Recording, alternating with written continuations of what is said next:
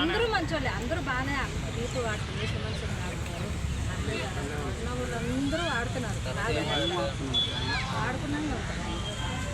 ఏదో మరి మహానాటి బాగా యాక్టింగ్ చేసి ఇక్కడ దాకా అంటే సీరియల్ యాక్టింగ్ ఇప్పుడు చేస్తున్నారు అని చెప్పి అంటున్నారు. సీరియల్ యాక్టింగ్ సీరియల్లో చేస్తారు, అక్కడ చేస్తారు. అది నేను రోజు మనకి చూస్తున్నాం కదా, లైవ్లో చూపిస్తాను.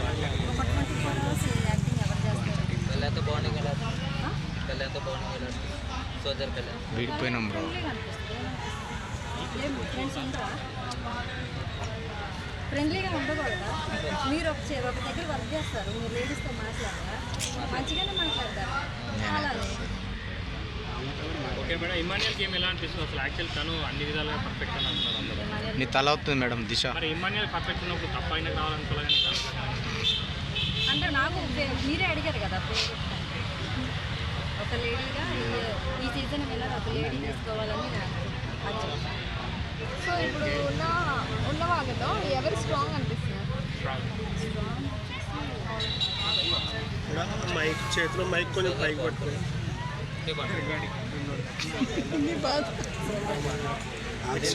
మేడం మైక్ కొంచెం పైకి, ట్రాక్ ఎలా ఈ చేతిలో కింద ఉంది, కింద. ఓకే మైక్ కదా అది. డెమాన్ పవన్ రీతు చౌదరి ట్రాక్ ఎలా అనిపిస్తుంది? వాళ్ళు కప్పు కొట్టే అవకాశాలు ఏమైనా ఉన్నాయా?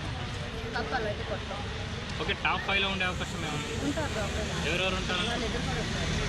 అవునా? ఓకే, లాస్ట్ 2 months నుంచి మీరు చూస్తున్నారు కదా, రీతు చౌదరి గేమ్ ఎలా అనిపించింది? బాగానే ఉంటుంది, బాగానే ఆడుతుంది, ఎట్లున్నా తను బాగానే ఆడుతుంది, లేకపోతే ఇన్ని రోజులు ఉండదు కదా. జూమ్ చేసుకో మీ ముఖం వస్తుంది చూడు. ఇప్పుడు ఎట్లా తీస్తాం?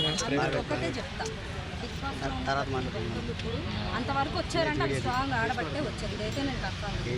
ఇంతవరకు ఇక్కడ వరకు వచ్చారంటే వాళ్ళు అందరూ కూడా బాగా ఆడుతున్నారు. ఇది ఒకటి నేను చెప్తాను. అనుజ గేమ్ ఎలా అనిపిస్తుంది? మన సంజన గేమ్ సంజన గారు నెక్స్ట్ వీక్ వెళ్ళిపోతారా? ఈ వీక్ ఈ వీకే వెళ్ళిపోతారు. నెక్స్ట్ వీక్ అంటే రేపు బర్నీ గారు సుమన్ శెట్టి గారు వెళ్ళిపోతారని అందరూ.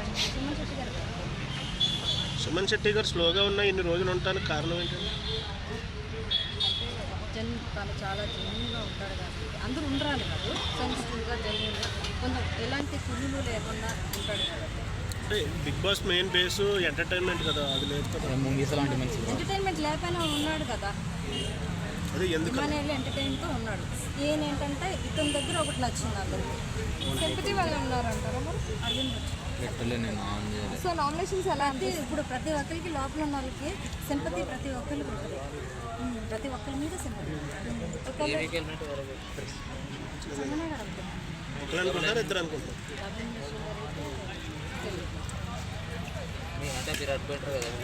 అనుకోలేదు. ఓవరాల్గా సీజన్ ఎలా ఉందండి? నాకు తెలిసి అయితే ఈ సీజన్ చాలా బాగుంది అనుకుంటున్నాను. లాస్ట్ కంటే ఈ సీజన్ నాకు బాగుంది, లాస్ట్ కంటే కూడా ఈ సీజన్ ప్రతి ఒక్కటి కూడా బాగుంది.